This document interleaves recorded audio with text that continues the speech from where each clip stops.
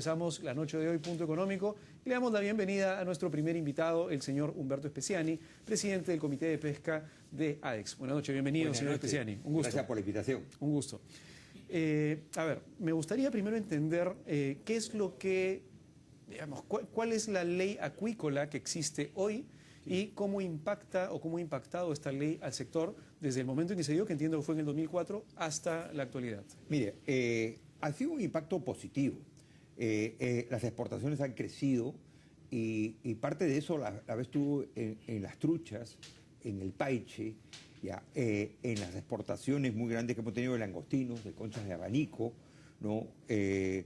También algo de otros pescados, algas, que mucha gente no está muy enterada, pero ha sido muy positivo. Y es muy similar a la agrícola. Yo creo que es una oportunidad porque sí tiene un impacto social muy grande, porque generalmente se hace en sitios donde no hay otro tipo de desarrollo. Entonces eso es muy importante.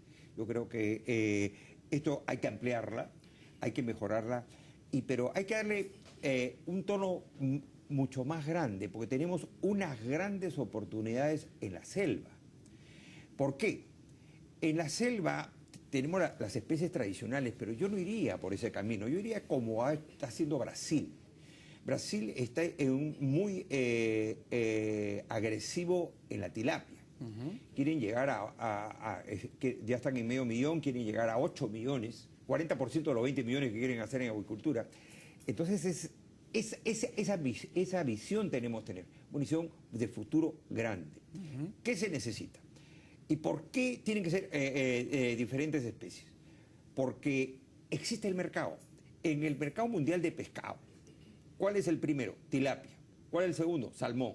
¿Cuál es el tercero? Basa, el pangasius. En el Perú, ¿cómo es al supermercado? La gente compra tilapia. Ayer estuve viendo los precios, 39 soles el kilo en won. Y la basa, 19 soles. ¿De dónde viene la basa? De Vietnam.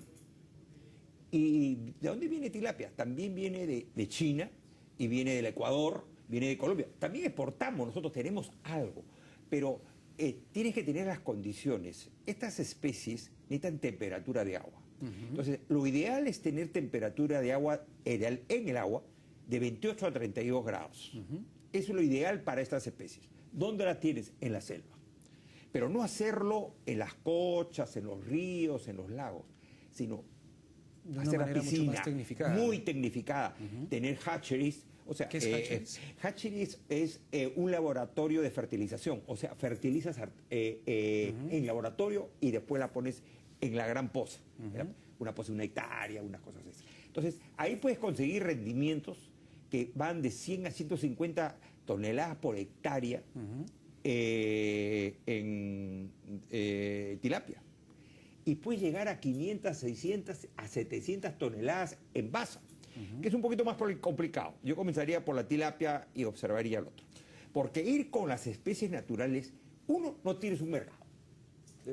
Lo que te manda es el mercado. El mercado mundial existe para estas. Y el mercado nacional existe. Traer otro tipo de especies. Paiche es muy caro. 40 soles kilo, 50 soles kilo, está muy alto. Entonces, ya eso no vamos a hacer. Y se demora mucho. Estoy hablando de especies que de 6 a 8 meses ya tienes el peso para filetearlos y todo eso. Entonces yo digo, hatchery, o sea, el laboratorio, en piscinas con mucho control para que no se escape ni entre, ¿no? Y se controle el agua que sale. Entonces, de ahí, fileteo en la zona, congelado, y la traes a Lima y a los sitios de oportunidad. O la exportas eventualmente. O la exportas. ¿En qué sitios? Tienes tu Pucallpa, ¿no? Tienes Tarapoto, posiblemente podría ser algo de Madrid, que las carreteras son un problema, ¿no? Tiene que ser algo con fácil acceso, porque tú tienes que exportarlo o congelado o fresco, tienes que tener acceso. La ley, digamos, que incentiva el sector acuícola, y estamos hablando del sector acuícola, aquellas cosas que se pueden cultivar, ¿no? Langostino, etcétera. De cierta forma, en estos últimos años ha impactado más en qué productos. Entiendo que el langostino, la trucha... conchas y truchas. Eso es lo que más ha impactado. ¿Y por qué? Algo en page y algo en tilapia. ¿Y por qué la ley no ha impactado, por ejemplo, en lo que usted acaba de decir, que al parecer, digamos, tiene un nicho interesante de negocio, que es el tema de la selva? Así es. Lo que pasa es que eso hay que trabajarlo bien porque hay preocupación en la selva de utilizar las fuentes de agua, ¿no? Y que estos pescados puedan interactuar con los pescados naturales. Por eso yo digo, tienen que ser pozas. Aprovechar el agua de los ríos, pero pozas independientes, en las que tiene que tener su liner, en la que se pueden limpiar, higiénica. Hacerlo técnicamente bien hecho. Ahora, y grande, ojo. Esto tiene que hacerlo grande. No lo puedes hacer, digo, digamos, no chiquito, digo que chiquito, no. Después puedes alargarlo a que otros te den, pero tienes que crear la unidad productiva del tamaño adecuado. Okay. A una persona no le puedes decir, oye, tengo un hatchery, no, pues hay inversión, hay técnicos, hay que importar, no lo puedes hacer. Ok, a ver, entonces lo que me está diciendo es, el negocio acuícola es un negocio de economía de escala. ¿Eso qué quiere decir? Claro. Digamos, para que salga cada unidad vendida, cada pescadito vendido, cada langostino, necesitas, digamos, cultivar un montón para que te salga barato la unidad. Ese es el punto, ¿de acuerdo? Claro. ¿Eso qué significa? Eso significa que lo que necesitas es un buen monto de inversión para que puedas tener escala. Sí, okay. Claro. Y lo que usted me dice es que esto en la selva, por ejemplo, para el caso de la tilapia no se ha hecho, existe la posibilidad, pero hay que meterle plata para poder hacer, digamos, en grande. Okay. Dicho esto, la ley que salió en el 2004, esta ley acuícola, que en teoría brinda beneficios tributarios, y entiendo beneficios tributarios, si no me equivoco, es paga la mitad del impuesto a la renta. El 15%. O sea, la mitad del impuesto a la renta, digamos, no debería haber propiciado desde el 2004 hasta el 2013 que estamos, la expansión, dado que es un sector privilegiado, no cualquier sector tiene un beneficio de 15% de impuesto a la renta. Sí, pero si tú ves el 2006 comienza la tilapia a crecer hasta acá tengo el dato, hasta el 2012, que llegas a 2.800 toneladas en el mundo. ¿Ya? O sea, este mercado ha ido creciendo. Entonces, nosotros, acuérdate que hemos comenzado a despegar hace poco. Entonces, toda la economía. Antes tú no veías tilapia en el mercado, veías muy poco. Ahora sí la ves Basa, que se está importando. Esta clase media está exigiendo mucho más. Y la solución no va a estar en el mar, la solución va a estar en la tierra, en acuícolas.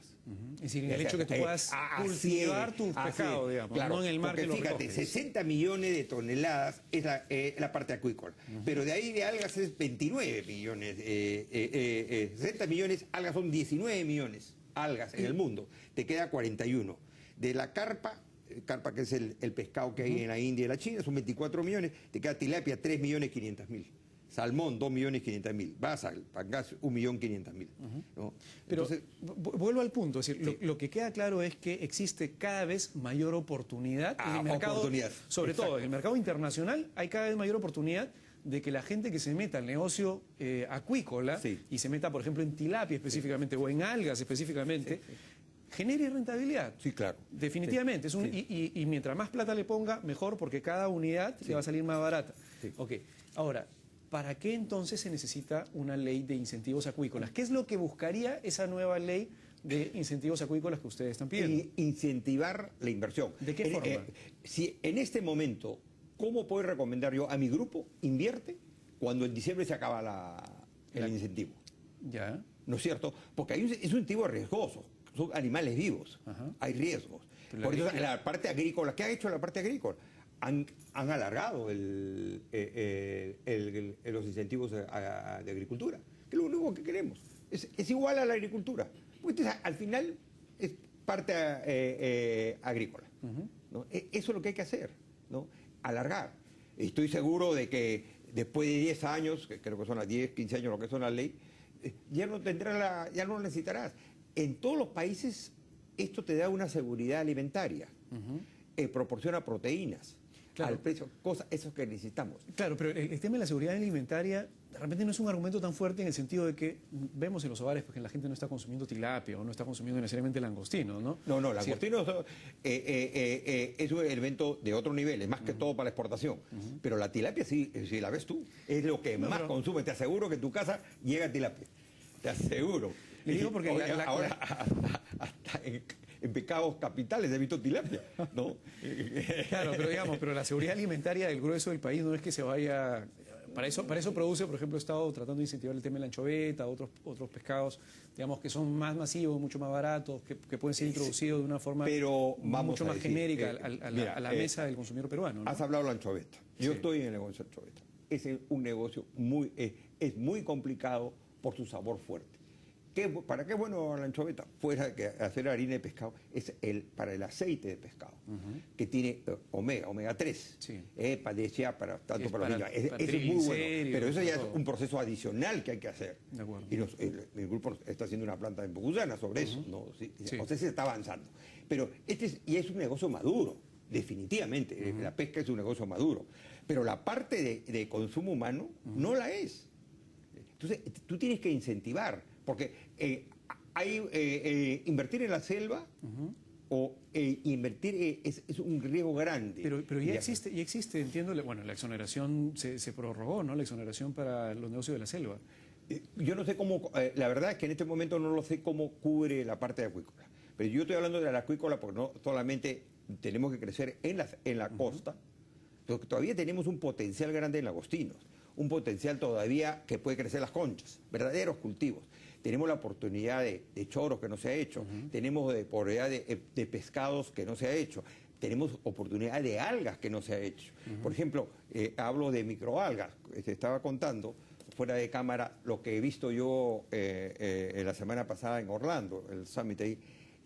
Hay un gran avance de las microalgas para combustibles, pero también para alimentos, entonces para proteínas, ¿ya? Pero eso necesitas tú terrenos baratos, ¿no? O sea, desierto, porque utilizas agua de mar. ¿Qué necesitas para microalga? CO2, fuentes de CO2, el sol y agua de mar, que tú la bombeas y la devuelves, simplemente. Si yo quisiera, por ejemplo, meterme hoy en el negocio del alga de mar, y tengo de repente, soy, digamos, alguien que tiene acceso o se puede reunir con un montón de gente y conseguir terrenos, digamos, seriazos, donde se puede conseguir, y tiene sol todo el año, de repente en el norte del país. ¿En dónde yo puedo tocar la puerta y decir, a ver, enséñeme a ver cómo funciona este negocio? No la tenemos, porque el problema es que no tenemos la parte de ciencia y tecnología, la microalga, la especie. Muchas de esas ya están patentadas, ese es el problema de la microalga. Ya han conseguido híbridos o algo, no genéticamente modificadas, que también las hay, no genéticamente modificadas. Estoy hablando de las naturales híbridas, pero eso cuesta. Es una tecnología que tú tienes que traer, tienes que asociarte, porque no tenemos el avance. Pero le decía esto, ¿por qué? Porque lo que trato de establecer es un punto acá. Yo me imagino que la gente que nos está escuchando, el sector metalmecánico, el sector textil, la gente de servicios, restaurantes, hoteles, todo el mundo probablemente se ponga en fila ante el gobierno y diga, señores, miren, yo no quiero que me prorroguen, yo quiero por favor un nuevo incentivo y que me bajen el impuesto a la renta de 30 a 15, por favor. Entonces, para que exista una lógica de que exista una prórroga del incentivo, porque entiendo que ya se prorrogó 2 veces y ya tendría que salir una nueva ley porque ya no hay una prórroga nueva. Okay, entonces, para que exista este incentivo tributario de bajarle nuevamente a partir del 2014 al sector acuícola. No bajarle, es extenderle. Digamos, mantenerle el 15% de pago del impuesto a la renta. Entonces, debería haber algún tipo de beneficio muy fuerte en el país para que esto, digamos, compense el 15% del impuesto a la renta que otros sectores no lo tienen. Debería existir, digamos, algo tiene que... Es decir, es una cosa por otra. Sí, perdón, vamos a decir. Pero para cerrar el punto, es que si usted lo que dice es que de repente durante esta cantidad de años la gente no ha entrado en alga, no de repente por el incentivo, porque si el negocio es interesante, si es rentable, si por más que la gente le pueda meter bastante plata al tema y haga economía de escala y digamos, puede generar una rentabilidad bastante alta, sobre todo porque, por ejemplo, en el caso de la alga, la pueden vender a Exxon o qué sé yo para el tema de los combustibles y genera una rentabilidad altísima. Entonces, de repente, el problema de por qué no tenemos gente metida, por ejemplo, en el tema de las algas, no necesariamente es el incentivo. De repente hay otras cosas que no estamos viendo. En el caso de la alga puede ser que, claro, el microorganismo está patentado y no puedes tomar el microorganismo. Ese es un problema. Y yo me imagino que como ese hay varios otros problemas que no necesariamente pasan por el beneficio. Y sería bueno detectar claramente por qué la gente, a pesar de que es un sector rentable, no ha entrado. Te voy a decir, es un sector rentable mientras todo vaya bien. Es un sector vivo en la que tú tienes riesgos de que te vaya mal. En el mar viene una marea roja y perdiste todo. Lo que ha pasado en los langostinos, ¿no? La mancha blanca. Entonces, es un sector muy riesgoso cuando tú tratas de cosas vivientes. No es un fierro que no le va a pasar nada. Lo guardaste, se acabó. Esto hay mucho riesgo. Este es un riesgo y es un comienzo. Yo estoy diciendo, hay que consolidar la parte de langostinos, conchas de abanico, en la costa. Hay que, en la trucha hay mucha, está muy atomizado. Y hay un problema de infraestructura, ¿cómo la traes? De acuerdo. El riesgo no va a desaparecer porque el riesgo es inherente al negocio. Sí. Eso quiere decir que si el riesgo es lo que se trata de compensar con un incentivo tributario y el riesgo no va a desaparecer, significa que el incentivo tributario, por lógica, tampoco debería desaparecer siguiendo ese argumento. Sí. Eso quiere decir que si hoy se repite el incentivo tributario por 10 años más hasta el 2023, el 2024... el riesgo no va a desaparecer, el sector acuícola va a seguir siendo el mismo. Ya he tenido 10 años he amortizado mi CAPEX. He amortizado mi CAPEX. Ya tengo que ver, ya es otra cosa, ¿no? Ya la tenemos que ver. Y no tengo esa bola de cristal para qué va a pasar en el 2023. Pero si cometeríamos un grave error no extender los incentivos a la agricultura. Un gravísimo error, porque el impacto... Fíjate, ¿A quién impactaría? Hoy día, imaginemos que en diciembre el Ejecutivo no, digamos, lo deja ahí, deja morir el tema, no hay nueva ley. Vamos a comenzar con lo más chico. Sí. En la parte de la sierra todo lo de la trucha. Sí, todo lo de la trucha automáticamente ya es el negocio. Okay. Langostinos, conchas de abanico. Hay un montón de artesanales en las conchas de abanico. Eso no lo van a poder, no lo van a cubrir. Estamos en comienzo, no se ha llegado. Hemos salido de un montón de crisis, ¿no? Entonces, esto hay que extenderlo. Realmente, yo también, tienes tu razón cuando me preguntas, oye, ¿por qué tiene que ser? Porque tenemos que incentivar esto porque es una cuestión que sí va a ayudar a la nutrición infantil. La anchoveta va a ser muy difícil. ¿Y exactamente qué producto, por ejemplo, ayudaría a la nutrición infantil? Yo te digo la tilapia. La tilapia. La tilapia, digamos, porque es así. Digamos, poniéndolo como empresario, digamos, lo que debería suceder entonces es, ok, yo te doy un incentivo del 15% que implica de repente dejar de recaudar X, que va a ser poco en realidad, porque no es que sea un sector muy grande, o sea, no va a impactar mucho en la caja, pero de vuelta lo que necesitaría es que ustedes hagan, por ejemplo, que la tilapia sea masiva. Sí, claro, eso es lo que pienso. Y por otro lado, debería suceder, digamos, en el extremo, digamos, si es que se hace la ampliación del incentivo, algo como lo ha sucedido entonces con el tema de los trabajadores independientes. El gran problema de quitar los incentivos de golpe es que tú de un año a otro tienes de pagar 30 de pagar 15 a pagar 30. Claro. En el caso del trabajador independiente era de pagar, digamos, 0 a pagar en una sola 10%. Y luego pusieron la gradualidad.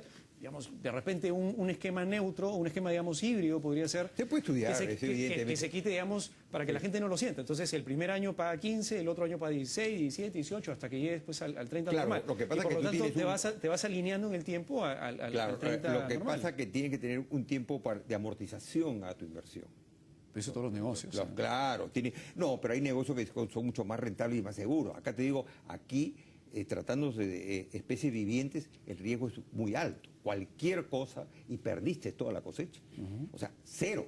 O sea, hay cero. Ahí no hay 15, es cero. Entonces, esa es la gran diferencia. La gran diferencia es esa. Cuando tú comienzas a cultivar, ¿no? Y en el caso de la acuícola es riesgoso. Hemos visto en Chile, ¿no? El salmón, ¿no? Así digo, catastrófico. Claro, ¿no? Aunque Chile también ha gozado de una industria de salmón, digamos, ¿cuántos años ha estado...? También ellos también tienen incentivos. Acuérdate que creó el negocio de salmón fue el gobierno, y después te lo da completo. O sea, toda la investigación, desarrollo, y te lo da. Sí, acá no tenemos esto. Claro, mi punto simplemente es que lo mismo podría suceder entonces con ciertos sectores, como por ejemplo el forestal. Entonces, hagamos que el tema forestal también tenga ese tipo de incentivo. Claro, o sea, a eso me voy. Pero el forestal lo tiene. Hay muy poco negocio en el esquema forestal. Pero es por otros motivos, ¿ah? El negocio forestal es por otros motivos. ¿Ya? Pero el negocio forestal en el Perú es un negocio que debería, bien ordenado, con cultivos a largo plazo. Ahí tienes que dar, porque tienes que demorarte 10 años que crezca el bendito árbol, antes de poder cortarlo y hacerlo en muebles o exportarlo. Lo voy a poner de otra forma. Si nosotros vamos a un tema mucho más macro, entonces lo óptimo debería ser los sectores que identificamos que, no sé, una planificación empresarial del Estado, los sectores que identificamos que podrían tener incentivos serían tal, y las ventajas que nos deberían dar son tales, y lo que vamos a pedir de vuelta es tal tema. De forma tal que sea un tema estructural y sistemático y no por cada, ¿me entienden? No una visión micro, sino una visión macro del problema, en todo caso, sería lo óptimo, ¿no? Para que todo esté articulado. No, yo estoy de acuerdo, y estoy de acuerdo de conversar y discutirlo, pero hay potenciales que no podemos perder, porque en la selva hay pobreza, ¿no? Y esto no impacta ecológicamente, si lo hacemos debidamente. Si queremos hacerlo como se ha hecho la industria del oro, lo matamos. Claro, no, por eso digo, esto tiene que ser, una vez que esté instalada la industria, sí puedes desarrollarlo en las pequeñas, que hagan pequeñas lotes, que te traigan el pescado bajo indicaciones y todas esas cosas, y procesado debidamente. Ahora, pero si lo vas a hacer pequeño, va a pasar como la trucha, 500 kilos. ¿Cómo traes 500 kilos de un sitio, de sierra, que te demora 2 o 3 días? Te llegó malogrado. Claro. Y ahí necesitas todo un tema de infraestructura, infraestructura, sí, claro. Por eso tengo que comenzar donde yo tengo acceso fácil. El área de Pucallpa, el área de Tarapoto, todas esas zonas son muy buenas porque tienes acceso a una carretera y acceso a la costa. O están los mercados más grandes, ¿no? De repente que el 15% vaya por asociación público-privada y que en lugar se pague para que hagan carreteras, digamos, cerca de la lugar, digamos. Hay que trabajarlo, ¿no? Pero ya se nos está alcanzando el tiempo, porque entonces alguna decisión tiene que haber, lo que sí tiene que haber es alguna decisión rápida para ver qué es lo que va a pasar. Eso sí, eso creo que lo que ustedes están pidiendo también, que se decida ya, así sea o no sea, que digan algo, digamos, qué es lo que se va a hacer. Lo que sí queda claro es que en el tema alimentario en general, Perú está creciendo bastante. Y solamente quería terminar con esto, porque ustedes van a estar en la 8ª Convención Internacional Acuícola, para que nos comente brevemente. Sí, claro, mira. Expo Alimentaria. Esto es muy bueno para el país, es una de las mejores ferias que hay en Latinoamérica. Hay 15 regiones, hay 450 empresas de 15 regiones. O sea, no es de Lima, de 15 regiones. Y están viniendo, hay 14 pabellones de 14 países, ¿ya? Con 70 empresas. Eso es importantísimo. Y la cantidad de gente que viene es enorme, ¿no? Y entiendo que ya se han cerrado en los años anteriores varios negocios porque han venido a comprar. Claro, por 500 millones de dólares. ¿No? Es importantísimo. Mira, están registrados hasta este momento 1.034 compradores internacionales. Lo tienes todo. De acuerdo. Lo que nos falta es un sitio ferial, oye. Es un todos, para todos. De todo eso. Todo el mundo quiere un sitio ferial. Creo que había el proyecto en el Callao. En el Callao, sí. No sé qué quedó ese tema, pero ojalá que lo hagan rápido. Es importantísimo. Sea en la Costa Verde del Callao, donde sea, pero hacerlo en la forma adecuada, técnicamente. Sí, no, totalmente de acuerdo. Bueno, la Expo Alimentaria. Tenemos la página web en pantalla, www.expoalimentariaperú.com. Todas aquellas personas que estén metidas en el negocio de alimentos, aquellos que producen, los productores a nivel nacional, dense una vuelta por Expo Alimentaria, van a ver una gran cantidad de oportunidades de negocio. Esto es en el Jockey Club, entre el 15 y el 17 de octubre, entre el 15 y el 17 de octubre de la próxima semana. Señor Especiales, muchísimas gracias por venir a Punto Económico. Interesante debatir con usted. Buenas noches y buen fin de semana. Muchas gracias. Volvemos en la segunda parte del programa para hablar del régimen de percepciones. Volvemos.